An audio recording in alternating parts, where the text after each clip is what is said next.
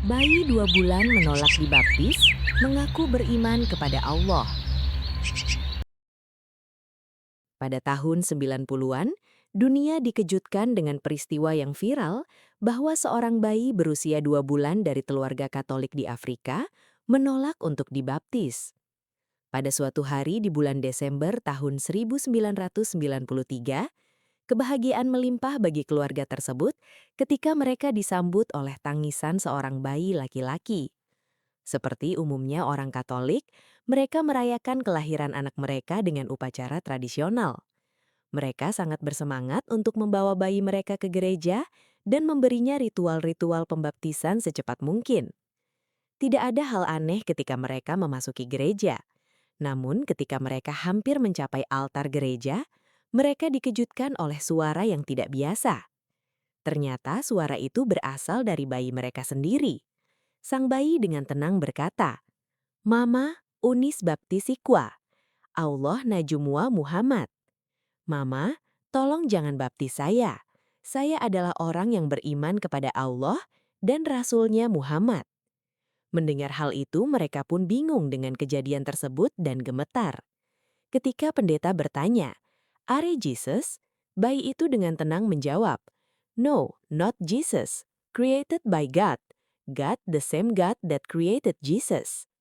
"Aku diciptakan Tuhan, Tuhan yang sama dengan Tuhan yang menciptakan Yesus." Akhirnya mereka memutuskan untuk membawa bayinya pulang dan tidak jadi membaptisnya. Nama bocah itu adalah Syarif Udin Khalifah. Ia dilahirkan pada tahun 1993 di kota Arusha, Tanzania. Tanzania merupakan sebuah negara yang terletak di Afrika Timur dan dihuni sekitar 36 juta jiwa. Dalam keragaman agama di sana, Islam menduduki peringkat pertama dengan sekitar 35% dari total populasi, diikuti oleh Kristen sebanyak 30%, sisanya mayoritas memeluk kepercayaan animisme. Namun, kota tempat kelahiran Syarif Udin Khalifah, Arusha, menonjol dengan mayoritas penduduknya yang menganut agama Katolik. Seperti mayoritas warganya, orang tua Syarifuddin Khalifah juga memeluk agama Katolik. Ibunya dikenal dengan nama Domisia Kimaro, sementara ayahnya adalah Fris Fudinira. Saat itu, ribuan umat Nasrani di Tanzania dan sekitarnya dipengaruhi oleh kehadiran bocah ajaib tersebut untuk mengucapkan 2 kalimat syahadat. Sekarang ini bayi itu sudah remaja. Setelah ribuan orang di Tanzania dan Kenya memeluk agama Islam berkat dakwahnya sejak kecil, menakjubkannya, pada saat usianya 1,5 tahun, ia telah berhasil menghafal 30 juz Al-Quran dan menjalankan sholat 5 waktu dengan kedisiplinan yang luar biasa. Ketika mencapai usia 5 tahun, ia sudah mahir berbicara dalam bahasa Arab, Inggris, Prancis, Italia, dan Swahili. Ini merupakan bukti nyata atas keajaiban Allah Subhanahu wa Ta'ala yang memberikan manusia kemampuan untuk berkomunikasi dalam berbagai bahasa tanpa perlu diajarkan secara formal. Syarifuddin Khalifah yang dikenal sebagai bayi yang ajaib memiliki kemampuan luar biasa dalam berbagai bahasa. Selain itu, ia juga terampil dalam memberikan ceramah dan menerjemahkan Al-Quran ke dalam berbagai bahasa tersebut. Pesan pertama yang seringkali ia ucapkan adalah ajakan untuk bertaubat dan meyakini bahwa Allah Subhanahu wa Ta'ala akan menerima kita. Mungkin bagi sebagian orang sulit untuk percaya bahwa di era modern seperti sekarang ini, ada seorang anak dari keluarga non-muslim yang mampu menguasai Al-Quran dan menjalankan sholat pada usia 1,5 tahun, sambil menguasai bahasa asing pada usia 5 tahun, serta mengislamkan lebih dari 1.000 orang pada usia yang sama. Namun itulah kenyataannya, dan karena prestasi luar biasanya itu, ia diakui sebagai bocah ajaib. Pada awal Maret tahun 1994, saat usianya melewati 2 bulan, bayi itu selalu menangis saat akan disusui oleh ibunya, Domisia. Kekhawatiran Domisia meningkat, karena bayinya menolak untuk minum ASI yang dapat mengakibatkannya kurang gizi. Namun setelah diperiksa oleh dokter, bayi tersebut dinyatakan sehat tanpa kekurangan apapun. Meskipun perilakunya aneh, tidak ada penjelasan yang jelas mengenai mengapa Syarifuddin Khalifah menolak untuk minum ASI dari ibunya setelah usianya mencapai 2 bulan. Di tengah-tengah masa di mana biasanya bayi-bayi baru mulai belajar mengucapkan suku kata pertama mereka, Seperti mama atau papa, Syarifuddin mulai mengeluarkan kata-kata yang tidak biasa. Kejadian itu mengejutkan semua orang. Ia kemudian bertemu dengan seorang Muslim yang tinggal di daerah tersebut bernama Abu Ayyub. Ketika Abu Ayyub datang, Syarifuddin Khalifah melanjutkan membaca ayat itu dengan fasih. Abu Ayyub langsung sujud syukur di dekat bayi itu dan berkata, "Fris dan Domisia, sebenarnya anak kalian tidak sedang dirasuki setan. Yang dibacanya adalah ayat-ayat dari Al-Quran." Beberapa waktu kemudian, Abu Ayyub kembali dengan membawa mushaf dan mengajarkan Islam kepada anak mereka. Keajaiban berikutnya terjadi saat usianya baru 1,5 tahun. Pada saat itu, Syarifuddin sudah mampu melaksanakan sholat, menghafal Al-Quran dan berdisiplin tinggi. Kemudian pada usia 4-5 tahun, ia sudah menguasai 5 bahasa. Pada usia itu, Syarifuddin mulai perjalanan dakwahnya ke berbagai wilayah di Tanzania dan bahkan ke luar negeri. Dampaknya luar biasa, dengan lebih dari 1.000 orang memeluk Islam sebagai hasilnya. Salah satu kisah nyata terjadi di distrik Pumwani, Kenya pada tahun 1998.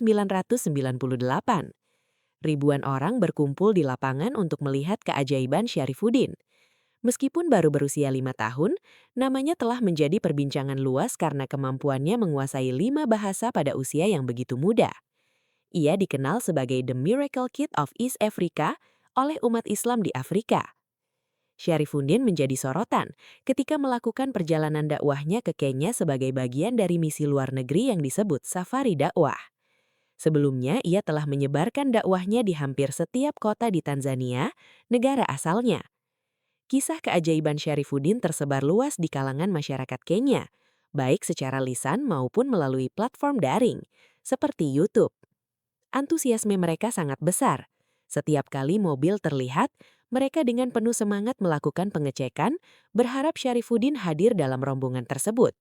Kemudian sosok syekh kecil yang mereka tunggu-tunggu pun tiba, dengan pengawalan yang ketat, layaknya seorang kepala negara. Ribuan orang memadati lokasi.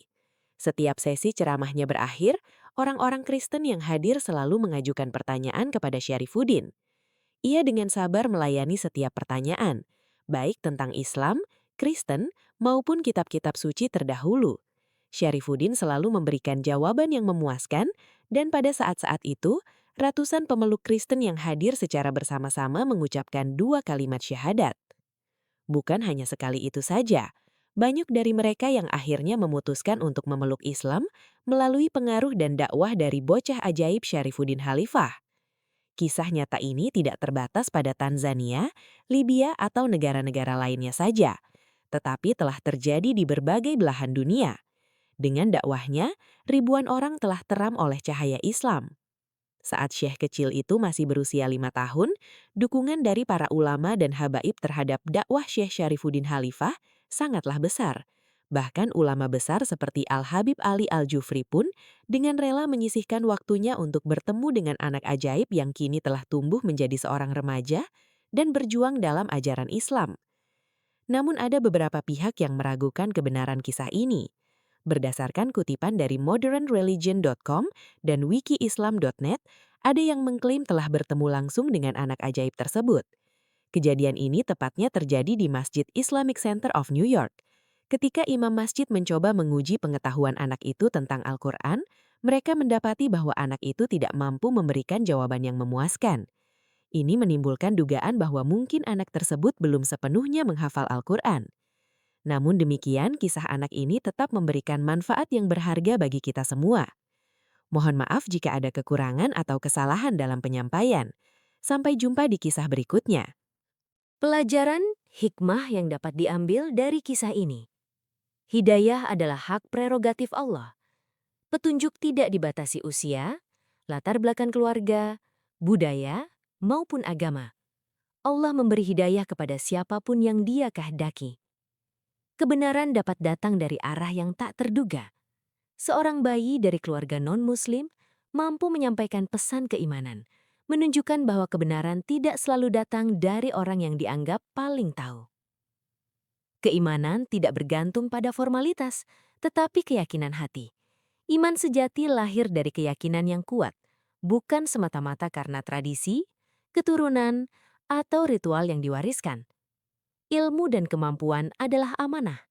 Kecerdasan, hafalan, dan kemampuan bahasa yang luar biasa digunakan untuk dakwah dan menyeru kebaikan, bukan untuk kesombongan. Kesabaran dan keterbukaan membawa kebenaran. Orang-orang yang mau mendengar, bertanya, dan berpikir terbuka akhirnya menemukan jalan yang mereka yakini benar. Usia bukan penghalang untuk berdakwah dan berbuat kebaikan. Kebaikan dapat disampaikan sejak dini, selama niatnya lurus dan tujuannya benar. Keajaiban bukan untuk diperdebatkan, melainkan untuk direnungkan. Jika sebuah kisah mampu mengingatkan kita kepada kebesaran Allah, mengajak untuk bertaubat, dan menumbuhkan keimanan, maka disitulah letak nilainya. Semoga cerita ini menjadi pengingat bagi kita semua agar senantiasa membuka hati, memperbaiki diri, dan mendekatkan diri kepada Allah Subhanahu wa Ta'ala. Terima kasih telah menyimak. Sampai jumpa di kisah berikutnya.